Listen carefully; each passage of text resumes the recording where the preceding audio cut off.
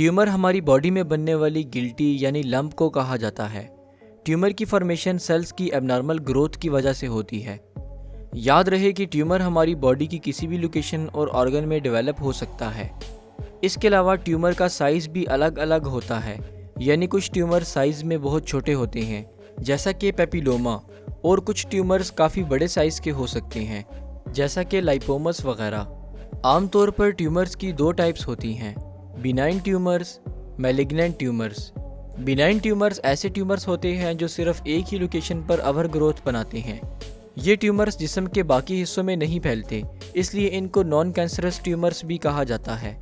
Benign tumour ज़्यादातर harmless होते हैं और इन्हें किसी किस्म की ट्रीटमेंट की ज़रूरत नहीं होती, लेकिन बाज़ औक़ात बिनाइन ट्यूमर साइज़ में काफ़ी बड़े हो जाते हैं और आसपास मौजूद ऑर्गन्स पर प्रेशर डालने लगते हैं, जैसा कि मेनिंजियोमस। ऐसे ट्यूमर्स को सर्जरी के ज़रिए रिमूव करना ज़रूरी होता है। सेकेंड टाइप के ट्यूमर्स, जिन्हें मैलिग्नेंट ट्यूमर्स कहा जाता है, काफ़ी डेंजरस टाइप के ट्यूमर्स होते हैं। इनको कैंसरस ट्यूमर्स भी कहा जाता है, यानी ये ट्यूमर्स अपने आसपास के टिश्यू में फैलने की सलाहियत रखते हैं। इसके साथ साथ इन ट्यूमर्स में से कुछ सेल्स अलग होकर लिम्फेटिक वेसल्स या फिर ब्लड वेसल्स के रास्ते बॉडी के दूसरे ऑर्गन्स में भी ट्रैवल कर जाते हैं, और जिस ऑर्गन में जाते हैं वहाँ पर भी मल्टीप्लाई होकर ट्यूमर बना देते हैं। जब मैलिग्नेंट ट्यूमर किसी दूसरे ऑर्गन में शिफ्ट हो जाता है तो फिर इस कंडीशन को मेटास्टेसिस कहा जाता है। मेटास्टेसिस को ट्रीट करना बहुत मुश्किल हो जाता है, क्योंकि इस कंडीशन में ट्यूमर बनने वाले कैंसरस सेल्स पूरी बॉडी में ट्रैवल कर जाते हैं। चलें अब देखते हैं कि ट्यूमर बनते कैसे हैं। हमारी बॉडी में मुसलसल न्यू सेल्स बनते रहते हैं और ओल्ड सेल्स डिस्ट्रॉय होते रहते हैं।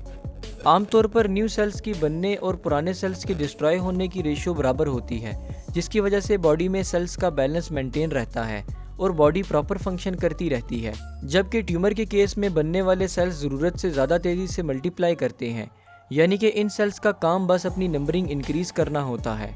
जब ये सेल्स किसी लोकेशन पर बहुत ज़्यादा ओवर ग्रोथ कर जाते हैं तो उस जगह पर लंप यानी कि गिल्टी सी बन जाती है, जिसे ट्यूमर कहा जाता है।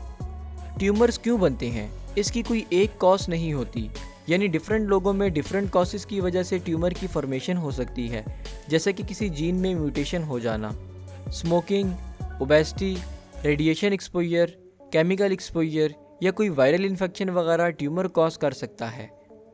ज़्यादातर बिनाइन ट्यूमर्स की कोई सिम्टम्स नहीं होते, जबकि मैलिग्नेंट ट्यूमर्स अपनी लेट स्टेजेस में जाकर कुछ सिम्टम्स शो करते हैं, जैसा कि थकावट का होना, बिना किसी वजह से वज़न का कम होते जाना, भूख कम लगना, सर्दी लग के बुखार होना, रात को पसीने आना और लंप वाली जगह पर दर्द होना वगैरह।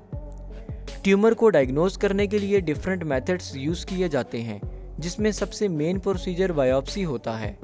बायोप्सी के प्रोसेस में ट्यूमर से टिश्यू सैंपल को एक्सट्रैक्ट करके लैब में टेस्ट किया जाता है कि ट्यूमर किस टाइप का है और कितना ख़तरनाक है। इसके अलावा ट्यूमर को देखने के लिए इमेजिंग टेस्ट्स भी परफॉर्म किए जाते हैं, जिसमें सीटी स्कैन, एक्सरे, पीईटी और एमआरआई शामिल हैं। आमतौर पर बिनाइन ट्यूमर्स को ट्रीट करने की ज़रूरत नहीं होती, लेकिन अगर कोई बिनाइन ट्यूमर परेशान कर रहा हो, यानी ज़्यादा बड़ा हो और पास मौजूद ऑर्गन्स पर प्रेशर डाल रहा हो, तो फिर ऐसे ट्यूमर को सर्जरी के ज़रिए रिमूव कर दिया जाता है। इसके अलावा मैलिग्नेंट ट्यूमर को भी सर्जरी के ज़रिए रिमूव किया जाता है, और अगर ट्यूमर यानी कैंसर जिस्म के बाकी हिस्सों में फैल चुका हो तो फिर chemotherapy, immunotherapy and radiation therapy जैसी ट्रीटमेंट्स दी जाती हैं।